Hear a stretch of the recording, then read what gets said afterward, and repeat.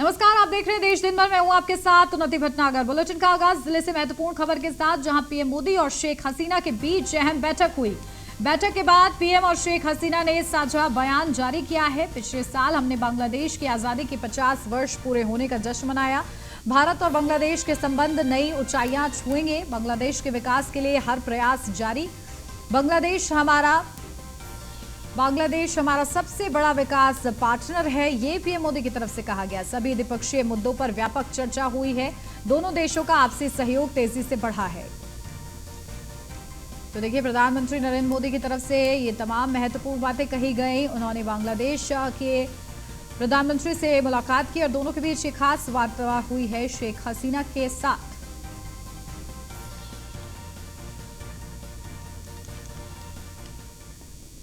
दिल्ली से अगली खबर, जहां नीतीश कुमार और अरविंद केजरीवाल की मुलाकात हुई। जहां लोकसभा चुनाव 2024 को लेकर दोनों नेताओं के बीच चर्चा। दिल्ली में विपक्षी नेताओं से मिल रहे नीतीश कुमार, सीपीआईएम के नेताओं से भी नीतीश कुमार ने मुलाकात की। कल राहुल गांधी से मिले थे सीएम नीतीश कुमार।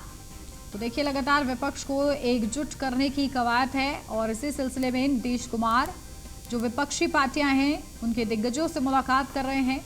दिल्ली के मुख्यमंत्री अरविंद केजरीवाल से उन्होंने मुलाकात की आज, और कल उन्होंने कांग्रेस नेता राहुल गांधी से भी मुलाकात की थी।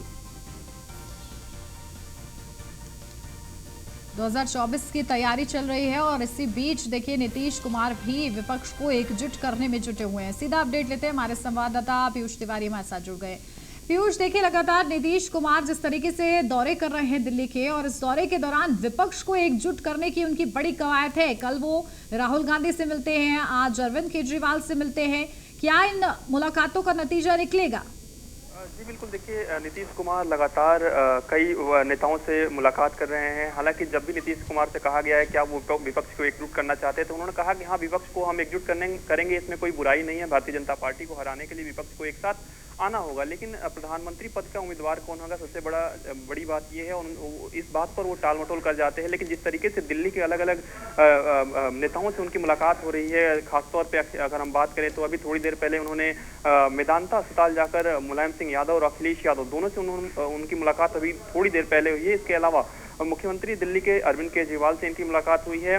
निश्चित तौर पे ये शिष्टाचार मुलाकात कहा जा रहा है, लेकिन जब भी दो बड़े नेता, राजनीतिक नेता की मुलाकात होती है तो कई राजनीतिक चर्चाएं भी होती है। तो ये इन मुलाकातों को इससे भी जोड़कर देखा जा रहा है कि नीतीश कुमार अब तमाम विपक्षी दलों के नेताओं से मुलाकात कर रहे हैं और लोकसभा चुनाव 2024 को लेकर एक तैयारी कर रहे हैं, एक रणनीति बनाई जा रही है ताकि विपक्षी नेताओं को फिर से एकजुट किया जा सके, एक मंच पर लाया जा सके। हालांकि भारतीय जनता पार्टी भी आज बैठक कर रही है। ऐसे में नीतीश कुमार का दौरा काफी अहम हो जाता है और संभव है कि अभी और कई नेताओं से उनकी मुलाकात दिल्ली में हो।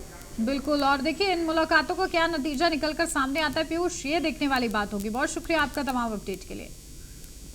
दिल्ली की शराब नीति में कथित घोटाले के मामले में देश के करीब 35 ठिकानों पर छापेमारी की गई। दिल्ली, एनसीआर, हरियाणा, पंजाब, तेलंगाना, कर्नाटक में 35 ठिकानों पर छापेमारी हुई। जांच एजेंसी के निशाने पर शराब कारोबारी रहे और इसे लेकर संजय सिंह ने केंद्र सरकार पर जमकर निशाना साधा। प्रधानमंत्री जी भारतीय जनता पार्टी की बेइज्जती से काफी आहत है, दुखी है कि सिर से लेकर पांव तक जोर लगा लिया, सीबीआई छोड़ दी, छापेमारी करवा ली, 14 घंटे तक मनीष सिसोदिया जी के घर पर सब कुछ खोद डाला, निकला कुछ नहीं। खोदा पहाड़, निकली चूहिया वाली हालत हो गई। उसके बाद लॉकर चेक करने चले गए, कहने लगे लॉकर भी चेक करेंगे, वहां से भी झुंझुना लेकर वापस लौट के आ गए। सीबीआई को मोदी जी ने बहुत जबरदस्त डांट लगाई, बोले अरे तुमने तो क्लीन चिट दे दिया, कुछ निकला ही नहीं मनीष सिसोदिया के घर, ऐसे कैसे काम चलेगा, ऐसे कैसे हमारा प्रोपागेंडा का प्रचार, कैसे हमारा झूठा प्रचार चलेगा। तो अब ईडी लगाओ और मनीष सिसोदिया के घर कुछ नहीं मिला, ठीक है, पूरे देश भर में छापेमारी करो, कुछ भी करो, कहीं से भी कुछ निकालो और उसको मनीष सिसोदिया से जोड़ दो। शिक्षा के क्षेत्र में दिल्ली की दिशा और दशा बदलने के बाद मुख्यमंत्री केजरीवाल अब देश की शिक्षा व्यवस्था को बेहतर करने की कवायद में लगे हुए हैं। आज मुख्यमंत्री केजरीवाल ने कहा कि अगर 130 करोड़ देशवासी साथ मिल जाएं तो भारत को दुनिया का नंबर 1 देश बनने से कोई नहीं रोक सकता। जब दुनिया में कहा जाता है कि भारत एक गरीब देश है, भारत एक पिछड़ा देश है, बहुत तकलीफ होती है। 130 करोड़ लोगों का सपना है कि भारत दुनिया का नंबर 1 देश बने, भारत एक विकसित देश बने, भारत अमीर देश बने, भारत सर्वश्रेष्ठ देश बने, भारत शक्तिशाली देश बने। 130 करोड़ लोगों का सपना है। 75 साल में इनके भरोसे आज भारत इन्हीं लोगों की वजह से, इन्हीं पार्टियों, इन्हीं नेताओं की वजह से भारत पिछड़ा रह गया। और अगर इनके भरोसे छोड़ दिया तो अगले 75 साल और भारत पिछड़ा ही रह जाएगा। दिल्ली सरकार के मंत्री सत्येंद्र जैन की जमानत याचिका पर सुनवाई टली है। बड़ी खबर, दिल्ली के राउट्स एवेन्यू कोर्ट से सुनवाई टली है। ईडी के वकील के नहीं आने से जमानत याचिका पर सुनवाई टली है। तिहाड़ जेल में बंद हैं दिल्ली सरकार के मंत्री सत्येंद्र जैन। 8 सितंबर को होगी मामले की अगली सुनवाई।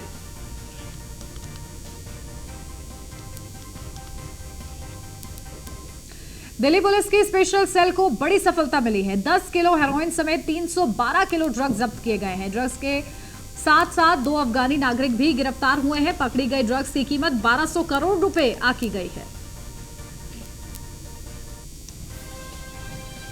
तो देखिए, ड्रग्स के साथ 2 अफगानी नागरिक भी गिरफ्तार हुए हैं। बड़ी सफलता हाथ लगी है। पकड़ी गई ड्रग्स की कीमत करीब 1200 करोड़ रुपए आकी जा रही है। लखीमपुर खीरी कांड के मामले में आशीष मिश्रा की जमानत अर्जी पर नोटिस जारी। जहां सुप्रीम कोर्ट ने यूपी सरकार को नोटिस जारी किया है। सुप्रीम कोर्ट ने यूपी सरकार से 26 सितंबर तक जवाब मांगा है। इलाहाबाद हाईकोर्ट से जमानत रद्द होने के बाद आशीष मिश्रा ने सुप्रीम कोर्ट में चुनौती दी थी। लखीमपुर खीरी मामले का मुख्य आरोपी है आशीष मिश्रा और देखिए, इसमें नोटिस जारी कर दिया गया है सुप्रीम कोर्ट की तरफ से।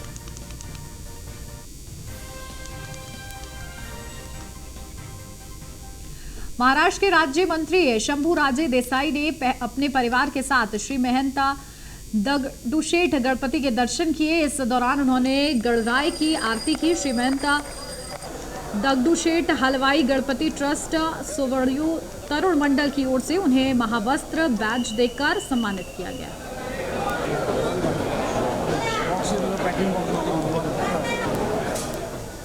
अब खबर पटना से, जहां सीएम नीतीश कुमार के दिल्ली दौरे पर तंज कसा गया है। आरसीपी सिंह ने नीतीश कुमार को लेकर तंज कसा है। जहां किसान पस्त, नीतीश कुमार दिल्ली में मस्त। ये तंज आरसीपी सिंह की तरफ से कसा गया है नीतीश कुमार के दिल्ली दौरे को लेकर।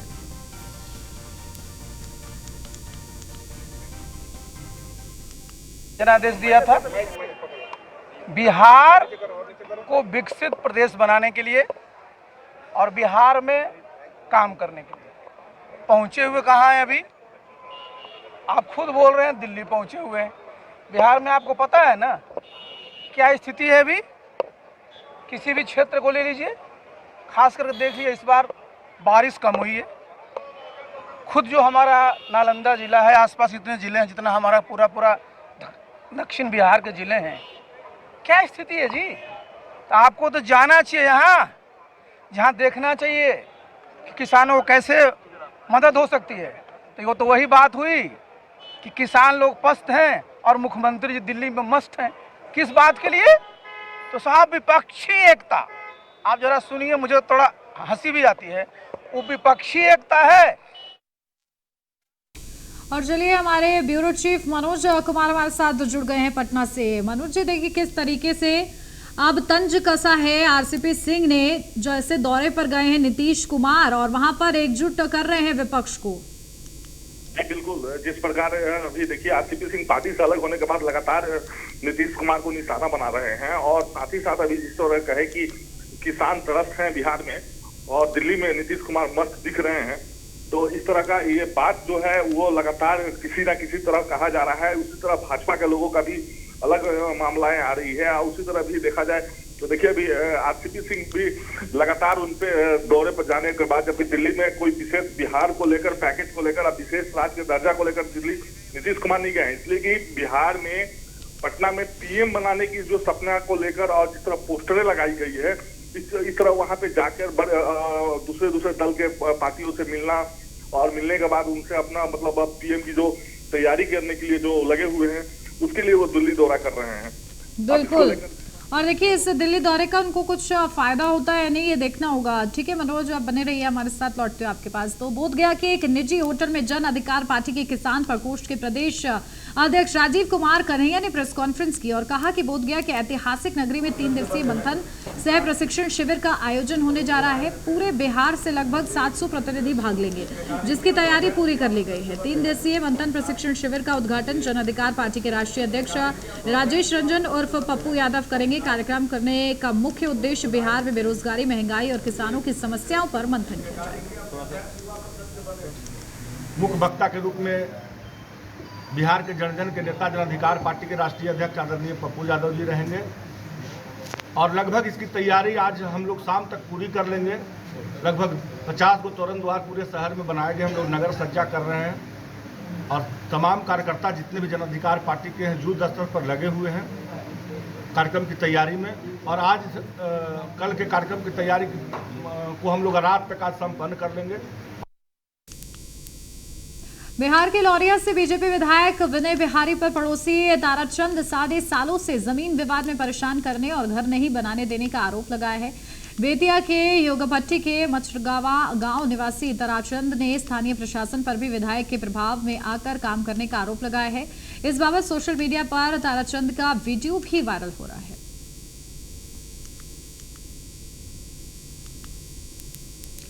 अरवल जिले के कुर्था में स्थित अमर शहीद जगदेव प्रसाद के शहादत स्थल पर विभिन्न राजनीतिक दल के नेताओं ने श्रद्धांजलि दी है। जहानाबाद के सांसद, कुर्था विधायक और जहानाबाद विधायक ने शहीद जगदेव प्रसाद की प्रतिमा पर श्रद्धांजलि अर्पित की। इस दौरान विधायक ने कहा कि जिस तरह से जगदेव बाबू ने अपने जीवन काल में गरीबों मजदूरों के आवाज बनते रहे हैं, आज जरूरत है कि उनकी आवाज को बुलंद किया जाए। ठीक है, आज जो है इनके पद चिन्हों पर लोग चलकर और सामाजिक न्याय की लड़ाई लड़ रहे हैं। और जगदेव बाबू व्यक्ति नहीं, एक विचार थे और उनका विचार के लोगों ने अपनाने का काम किया।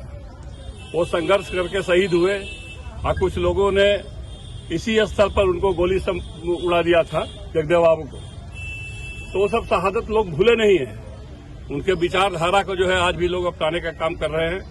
और हम लोग जब तक रहेंगे धरती पर, इनका जो विचारधारा है, इन्होंने जो संघर्ष किया, उसी के हिसाब से हम लोग काम करेंगे।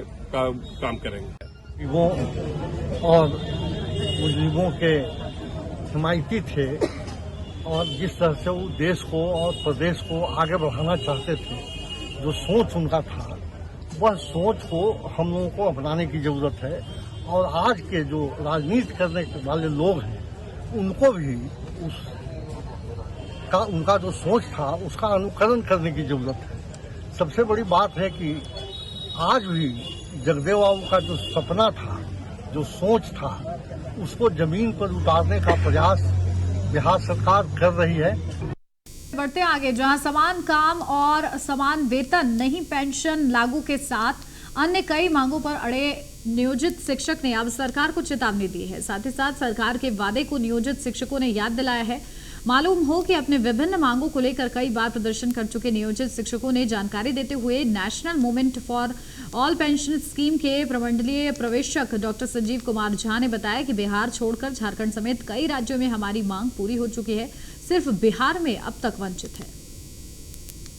जब से गठन हुआ है तो समान काम समान वेतन, क्योंकि राष्ट्रीय जनता दल सहित जितनी भी पार्टी की सरकार में है, इनका शुरू से घोषणा था चुनाव के दिनों में। तो जाहिर सी बात है कि लोगों की सरकार बनी है तो हम लोगों की उम्मीद भी बढ़ी है। तो इसी मांग को सरकार को याद दिलाने के लिए हम लोग लगातार संघर्ष कर रहे हैं, प्रदर्शन कर रहे हैं, सरकार को पत्र लिख रहे हैं कि समान काम समान वेतन जो हमारे नियोजित शिक्षक साथी हैं उनको मिलना चाहिए। क्योंकि मैं आपको आंकड़ा भी देता हूँ, जब से गठन लोहिया स्वच्छ बिहार अभियान के अंतर्गत शहर के अलावा अब ग्रामीण क्षेत्रों में इसका असर देखने को मिल रहा है। तो वहीं टेरी पंचायत में अरवल उप विकास आयुक्त रविंद्र कुमार एवं स्थानीय मुखिया गीता देवी के द्वारा स्वच्छता कर्मी को हरी झंडी दिखाकर रवाना किया गया। बता दें कि कई लाख रुपया खर्च कर इस योजना को धरातल पर लाया गया है। इस योजना के अंतर्गत सैकड़ों लोगों के रोजगार भी मिल रहा है। नालंदा में डेंगू तेजी से अपने पैर पसार रहा है। पर्यटक नगरी राजगीर में अब तक 100 से अधिक लोग बीमार हो चुके हैं। तो वहीं 3 लोगों की मौत हो चुकी है। इससे बचने के लिए सबसे जरूरी है अपने आसपास साफ सफाई रखें। तो वहीं नालंदा के सिविल सर्जन अविनाश कुमार सिंह ने बताया कि डॉक्टरों की देखरेख में सभी मरीजों का इलाज ठीक तरह से चल रहा है। जो स्वस्थ हो रहे हैं उन्हें घर भेजा जा रहा है। लोगों को डेंगू से बचने के लिए जागरूक किया जा रहा है। कुछ लोग विम्स में भी भर्ती हैं। भयभीत नहीं होना है, इससे बचाव के बारे में उपाय करना है। जैसा कि ये सबों को पता है कि ये एडिस नामक मच्छर के काटने से डेंगू की बीमारियां होती है। तो सबसे पहले जो काम हमें करना है, अपने आसपास और अपने घरों में कहीं भी पानी का जल जमाव होने नहीं देना है, ताकि मच्छर ना पनपें। इनकेस अगर आपको कहीं भी बुखार के लक्षण दिखते हैं, 3 या 4 दिन से ज़्यादा बुखार आप सर्वाइव करते हैं और बॉडी पे कहीं रैसेज होती हैं, उल्टियाँ होती हैं, जोड़ों में दर्द होता है, पेट में दर्द होता है या परसिस्टेंट उल्टियाँ करते हैं, तो तुरंत अपने अस्पताल में जाके डॉक्टर से परामर्श लेके दवाइयाँ लें। इनका सटीक इलाज है, कहीं भी डरने की कोई ज़रूरत नहीं है। अस्पताल में सारी सुविधाएँ मौजूद हैं, किसी भी चिकित्सक से मिलें। अभी कि जहाँ भी पानी जमा हो रहा है, स्टैग्नेशन ऑफ वाटर को रोकना है। तो कुछ तो जो नल जल जो पानी कहीं कहीं लीक कर गया था, लोग जो बता रहे थे, तो वो कहीं जमा हो जाता है।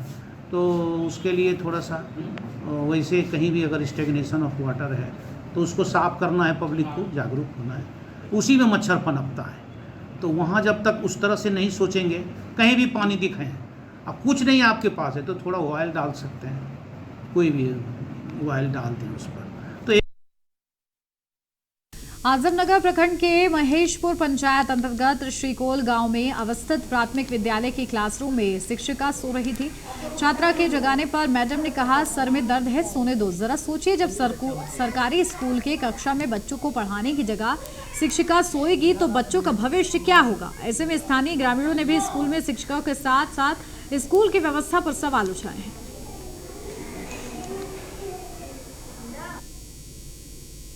बिहार के किशनगंज जिले में जिला पदाधिकारी श्रीकांत शास्त्री ने बिहार कर्मचारी चयन आयोग पटना द्वारा आयोजित इंटर स्तरीय संयुक्त प्रतियोगिता परीक्षा 2014 में राजस्व कर्मचारी के पद पर सफल 44 अभ्यर्थियों को नियुक्ति पत्र दिए हैं। बताते चलें कि बिहार कर्मचारी चयन आयोग द्वारा अनुशंसित 51 सफल अभ्यर्थियों की सूची राजस्व एवं भूमि सुधार विभाग बिहार द्वारा प्राप्त हुई थी। इस दौरान 45 अभ्यर्थी काउंसिलिंग में उपस्थित हुए और 6 अभ्यर्थी अनुपस्थित रहे।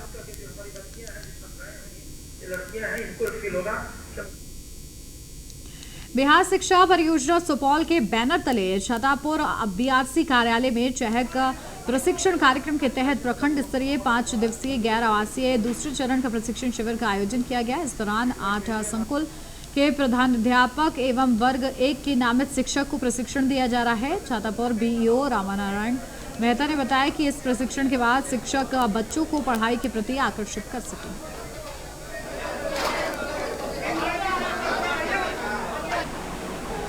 प्राप्त करके जाएंगे, वो संपूर्ण रूप से अपना योगदान देंगे विद्यालय में। और खास करके जो बच्चों का जो सृजन अभी एक प्रमुख समस्या हमारे विद्यालय में बना हुआ है, इस कमी को दूर करेंगे। चके के चकदुम मौके के अलावा गतिविधि की है, इस गतिविधि का उद्देश्य क्या है? सर, इस गतिविधि का उद्देश्य है जो कि जो छोटे छोटे नौनिहाल बच्चे आ रहे हैं, उनके शारीरिक विकास, उनका स्कूल से जुड़ाव, ताकि उनको ये न लगे जो कि हम किसी नए परिवेश में जा रहे हैं। उनको ये फील करवाना है जो कि हमारा जो परिवेश घर का है वही परिवेश विद्यालय का भी है। नई शिक्षा नीति 2020 के तहत हर जिले में बिहार में चहल प्रशिक्षण दिया जा रहा है। मेरे बीआरसी छातापुर में ये दूसरा फेज है जहाँ की चहल का प्रशिक्षण दिया जा रहा है। 4 बैच में हमारा प्रशिक्षण हो रहा है। इसका मूल उद्देश्य है कि जो बच्चे वर्ग 1 में नामांकित होते हैं उनको रोचक ढंग से, रुचिकर ढंग से खेल खेल में एक अच्छी शिक्षा दी जाए और उसको लगे कि ये माहौल विद्यालय का माहौल उसको घर ऐसा हो, घर के ऐसा इसका माहौल लगे। और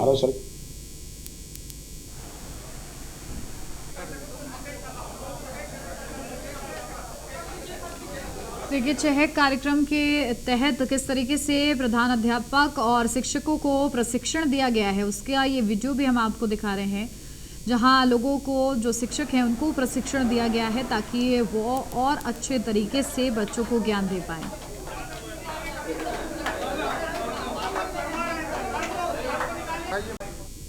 बोधगया के एक निजी होटल में जन अधिकार पार्टी के किसान प्रकोष्ठ के प्रदेश अध्यक्ष राजीव कुमार कन्हैया ने प्रेस कॉन्फ्रेंस की और कहा कि बोधगया के ऐतिहासिक नगरी में 3 दिवसीय मंथन सह प्रशिक्षण शिविर का आयोजन होने जा रहा है। पूरे बिहार से लगभग 700 प्रतिनिधि भाग लेंगे, जिसकी तैयारी पूरी कर ली गई है। 3 दिवसीय मंथन प्रशिक्षण शिविर का उद्घाटन जन अधिकार पार्टी के राष्ट्रीय अध्यक्ष राजेश रंजन उर्फ पप्पू यादव करेंगे।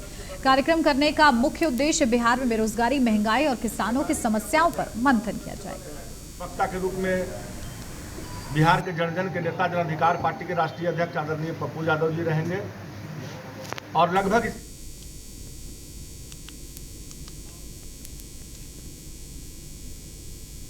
बिहार के लौरिया से बीजेपी विधायक विनय बिहारी पर पड़ोसी ताराचंद शाह ने सालों से जमीन विवाद में परेशान करने और घर नहीं बनाने देने का आरोप लगाया है।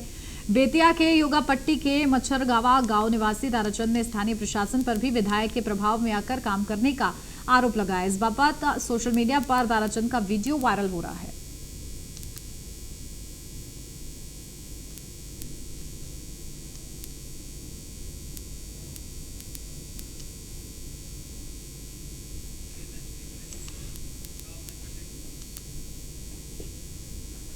देश में खेल संस्कृति को विस्तृत करने और परंपरागत खेलों को अनुरक्षित करने के लिए देश के जाने माने मैनेजमेंट स्कूल IMT गाजियाबाद ने स्पोर्ट्स रिसर्च सेंटर की स्थापना की है। खेलों पर शोध करने वाला ये देश का पहला प्रयास है।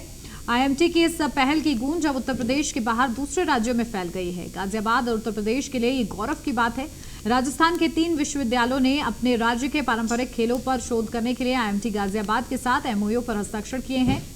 राजस्थान के 3 विश्वविद्यालय मोहनलाल सुखडरिया विश्वविद्यालय उदयपुर, महाराणा प्रताप कृषि एवं प्रौद्योगिक विश्वविद्यालय उदयपुर और गोविंद गुरु जनजातीय विश्वविद्यालय और IMT गाजियाबाद के बीच ये MOU जयपुर में राज्यपाल कलराज मिश्र की मौजूदगी में हुआ है। तो देखिए IMT के साथ 3 विश्वविद्यालयों ने भी MOU साइन कर दिया है और किस तरीके से जयपुर में राज्यपाल कलराज मिश्र की मौजूदगी में ये MOU साइन किया गया है। तो ये 3 विश्वविद्यालय हैं जो कि अब कोलैबोरेशन में काम करेंगे और इसके लिए देखिए बाकायदा राज्यपाल कलराज मिश्र की मौजूदगी में ये MOU साइन किया गया है। और इसी के साथ इस बुलेटिन में फिलहाल बस इतना ही। खबरों का सिलसिला आगे भी जारी है। आप देखते रहिए न्यूज़ 1 इंडिया।